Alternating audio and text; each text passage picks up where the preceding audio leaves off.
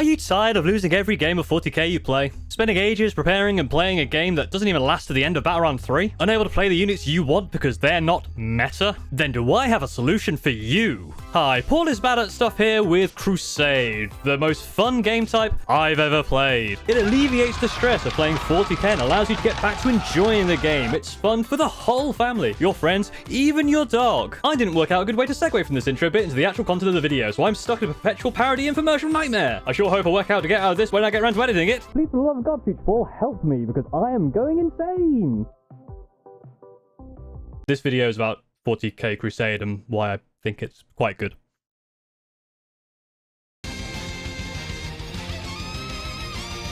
For the past couple of months, I've been playing in a 40k Crusade campaign with some friends and been having a really good time with it. While it is the same game as you would play in a match play game in terms of rules, surrounding elements that Crusade offers help with some of the struggles I've had with regular games in 10th edition. If you're like me and only really play a game around once a week to once a month, or a newer player looking to get into the game, I'd highly recommend giving Crusade a go. I think there's a lot of things that Crusade offers that makes it a better introduction and a better casual game, even for those who are more competitively minded. So what exactly is Crusade?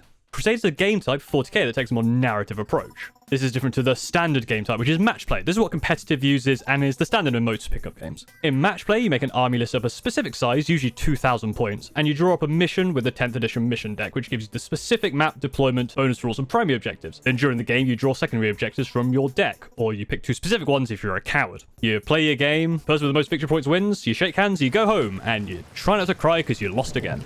In Crusade campaigns, you don't make the list right away, you construct an army roster, starting at 1,000 points, which can be increased through a currency called requisition points or RP. But the difference here is that when you come to play a game, you choose your mission size, and you can only use units that are in your army roster. During the game, you track things like which units get kills, which units satisfy your agendas, which are special objectives to gain more experience, and the winner of the game gets a bonus for their army, like extra RP, experience, or relics, things like that. The actual game itself is the same. It's still mostly an objective-based game, 5 rounds, all the rules are basically the same. It's just this outside stuff that is different between Crusade and match play. But I know what you're thinking. Paul, you handsome devil. You're so wonderful and wise and funny. But how's Crusade going to help you with winning games? Look, I made a lot of spurious claims in that intro. It doesn't actually help you lose less. But that longer-running, continuous narrative Crusade framework does help you lose better. What I found with 10th edition so far is that most games are decided within the first 2 or 3 battle rounds. I mean, this might not be true for higher level games, but from personal experiences of filthy casual, the winner is usually pretty obvious by this point. And because there isn't any real incentive to try and claw back a win like there would be in a tournament, we usually call it at this point. Crusade solves this in an interesting way because you're incentivized to go for the full 5 rounds. Even if it's obvious the game is lost, you still have agendas and experience to try and gain by fighting it out. And that experience is valuable. So have a look at examples. So this is Rob's Tyranids versus my Screaming Ravens. And the score looks atrocious. 85 points to 25. This looks like a proper stomp.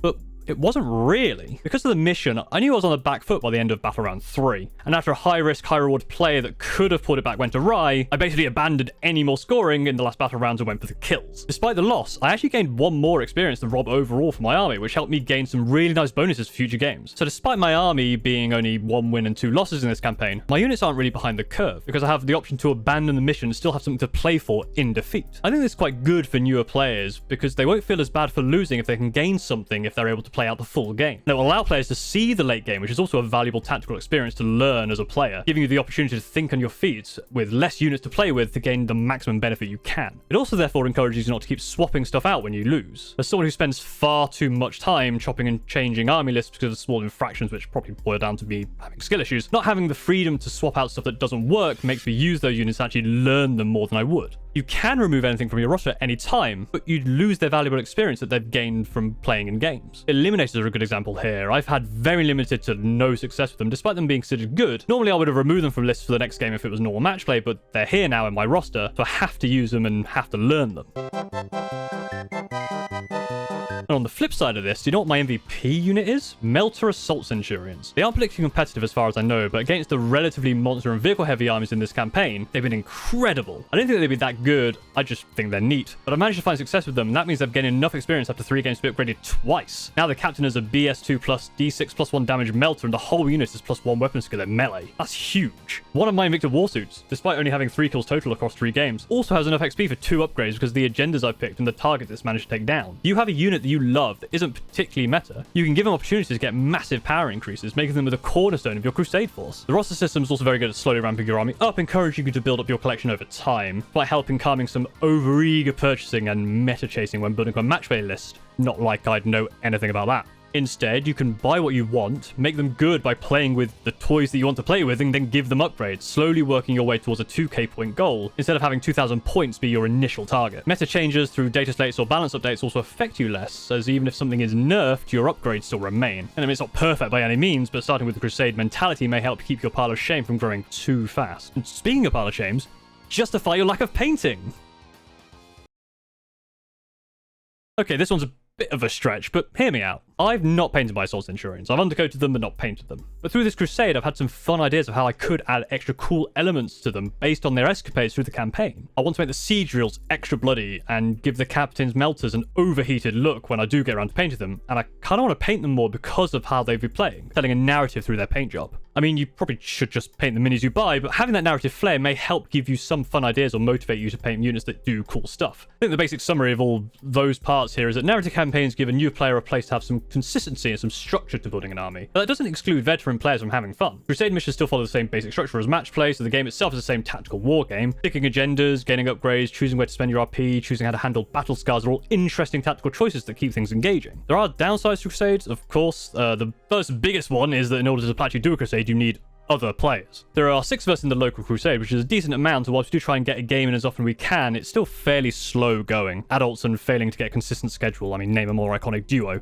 You could probably do a Crusade with 2 or 3 people, but you do still have to find them. Matchplay games are good because they're just pick up and play. You find a person for a single game, and then you play a game and you're done. But getting someone to invest into a long-running campaign is a lot more difficult. And of course, as I mentioned, if you have friends that aren't currently into Warhammer, this might be a good way to get them to try. The other disadvantage is Crusade can be unbalanced, and in fact, it is unbalanced. The upgrades can swing things a lot. There's some very powerful stuff in here, potentially snowballing more advantages for the person who gets ahead. People say that because it's narrative, you should expect it to be unbalanced. And whilst that might be true, that doesn't stop the unbalanced stomps from feeling crap, narrative or not. Like everything of this nature, there is a social contract. So make sure that if you do start Crusade, everyone's on the same page when it comes to expectations of what they want to get out of it. If you're someone who usually only plays match play, I would recommend giving Crusade a go. There's a lot of fun things on this side of the game that aren't really explored in match play. Being able to build up your roster and have your units be more personal is really, really cool, and I really like that aspect of it. But if you do have any stories from campaigns you want to share, or you agree or disagree with anything I've said, then leave a comment below. I love to read all your comments, and thank you very much for watching. If you did enjoy this, go ahead and like and subscribe, all that YouTube stuff. I'll see you next time. Thank you very much for watching.